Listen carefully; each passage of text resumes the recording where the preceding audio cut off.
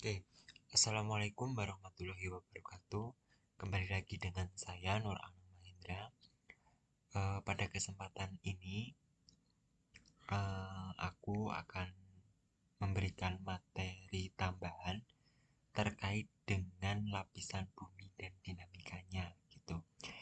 Karena aku rasa materi yang pertama di pertemuan pertama kemarin terkait dengan lapisan interior bumi dan bencana gempa bumi, serta lapisan eksternal bumi, serta bencana tanah longsor, kalian semua sudah bisa menguasai, sehingga di sini ada materi tambahan sebagai pengayaan agar pengetahuan yang kalian peroleh lebih luas lagi, yaitu terkait dengan gunung api. Oke, makanya jangan kemana-mana, simak dan pahami materi yang akan disajikan. Baik, untuk yang poin A, di sini ada sebuah gambar terkait dengan peta rangkaian gunung api di Indonesia. Jadi teman-teman, kita tahu ya, di Indonesia itu banyak terdapat gunung api gitu. Kalau berdasarkan peta ini dapat kita amati bahwa gunung api itu berada di Pulau Sumatera, kemudian Pulau Jawa, Bali, NTB, NTT, kemudian naik ke Sulawesi, dan yang bisa dilihat di sini. Kemudian di daerah Papua dan juga Kalimantan di sini belum ditemukan, gitu ya. Nah,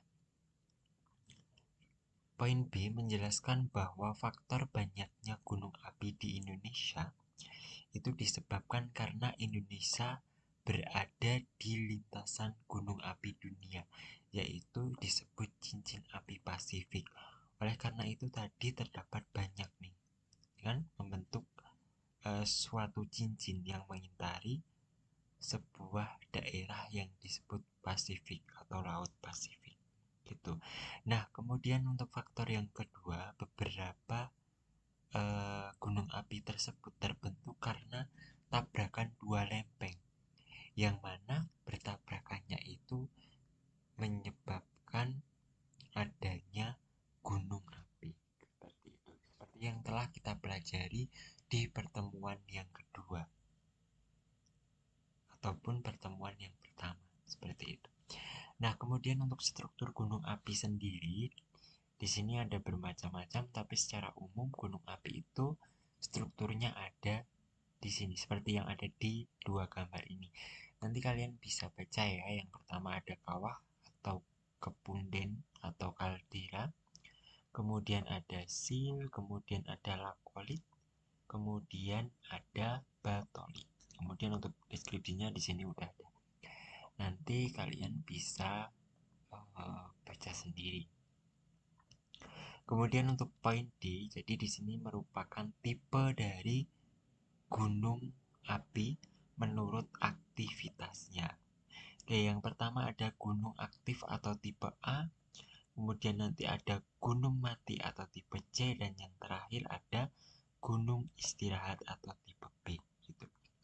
Jadi untuk gunung aktif atau gunung tipe A itu merupakan gunung yang masih menunjukkan aktivitasnya berupa erupsi maupun kawah yang terus mengeluarkan asap, menyebabkan gempa, sekaligus juga letusan secara berkala. Nah, misalnya di sini ada beberapa gunung yang dikatakan dia bertipe A. Yang pertama ada Gunung Merapi di Jawa Tengah dan DIY, kemudian ada Gunung Semeru di Jawa Timur, dan ada Gunung Anak Krakatau di Lampung atau Selat Sunda.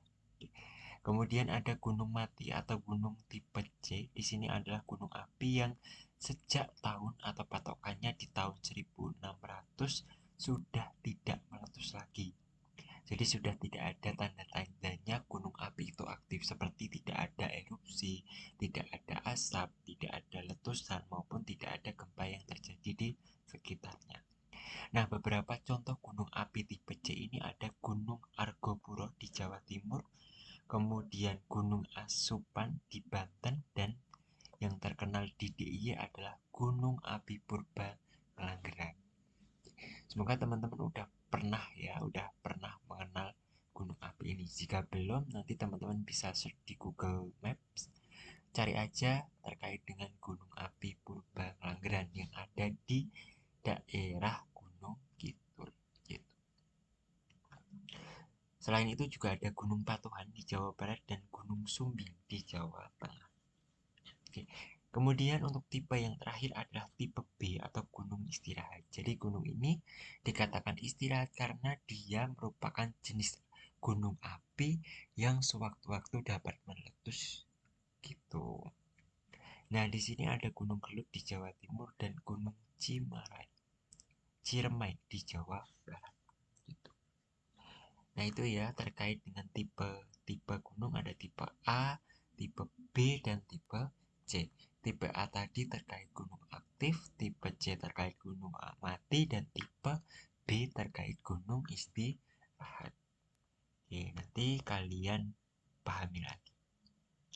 Kemudian berdasarkan bentuk dan proses terjadinya, gunung api dibagi menjadi 3. Yang pertama ada gunung api Mar, yang kedua ada gunung api perisai, dan yang terakhir ada gunung api kerucut atau stato. Nah, untuk penjelasannya sendiri nanti kalian bisa baca ya. Dan di sini juga udah diberikan beberapa contohnya terkait yang mana aja yang termasuk tipe-tipe gunung api gitu di sini ya. Oke, nanti kalian baca. Oke, kita lanjut ke F. Di sini ada proses erupsi. Jadi yang perlu kalian ketahui bahwa erupsi itu adalah fenomena keluarnya material bumi atau isi perut bumi yang diikuti dengan bebatuan atau dentuman ya, maksudnya dentuman bunyi yang relatif kuat yang menyebar ke atmosfer serta bagian atas bumi. Itu. Nah, untuk proses erupsinya di sini ada yang ini pertama, kemudian ini kedua atau B, dan yang ini ke C atau yang ketiga. Gitu. Untuk penjelasannya, yang pertama nanti tekanan yang berasal dari dalam bumi akan semakin besar karena magma tadi terhambat oleh lapisan batuan padat atau litosfer yang sangat sulit untuk ditembus. Sebab tekanan yang kuat, maka pada daerah tadi tersimpan energi yang sangat kuat pula. Akibatnya lapisan batuan di sekitarnya perlahan rapuh serta retak gitu. Kemudian selanjutnya pada celah retakan inilah nantinya magma akan menjalar keluar ke permukaan bumi. Magma ini akan melelehkan saluran retakan tersebut. Sebagai akibatnya akan terbentuk saluran baru yang diklaim menjadi pipa kepunden. Nah, terkait dengan istilah-istilah pipa kepunden dan lain-lainnya tadi di atas sudah ada ya. Nanti silakan kalian baca lagi. Kemudian ketika lapisan batuan sudah tidak bisa membendung tenaga yang kuat, maka akan terjadi ledakan dan semburan. Nah, ketika magma tadi berhasil keluar ke bagian atas bumi, proses inilah yang lalu disebut erupsi. Seperti itu. Oke, kemudian jenis erupsinya nanti ada 2. Ada erupsi efusif dan erupsi eksplosif gitu. Kalau efusif itu proses keluarnya magma dari perut bumi yang terbentuk berdasarkan lelehan lava. Di mana erupsi ini nanti untuk dampaknya adanya tekanan gas yang tidak terlalu kuat sehingga magma serta lava yang keluar akan mengalir ke lereng gunung. Jadi mengalir secara perlahan gitu. Salah satu contohnya di sini adalah erupsi Gunung Merapi yang ada di daerah istimewa Yogyakarta dan Jawa Tengah. Gitu. Itu merupakan erupsi efusif. Kemudian untuk erupsi eksplosif ini proses munculnya magma serta material lainnya dari perut bumi disertai tenaga yang besar atau tekanan yang besar sehingga mengakibatkan dentuman yang keras. Contohnya di sini ada Gunung Anak Krakatau. Tahu Gunung Kemudian terkait dengan sumber erupsi nanti ada banyak ya, ada 4. Ada erupsi pusat berarti yang keluar melalui kawah utama, ada erupsi samping di sini magma keluar dari lereng tubuh, kemudian dari erupsi celah magma keluar dari celah atau retakan, dan yang terakhir ada eskentrik magma keluar melalui kawah samping gitu. Kemudian untuk tipe erupsinya nanti ada lemah sampai kuat ya jarak. Ini udah ada panahnya, jadi semakin ke kanan semakin kuat gitu. Di sini udah ada penjelasannya juga gitu. Kemudian poin C, benda dan material yang dikeluarkan oleh gunung api itu ada apa aja. Jadi benda dan materialnya ada, yang pertama ada benda padat atau evata, terdiri dari di sini udah ada ya.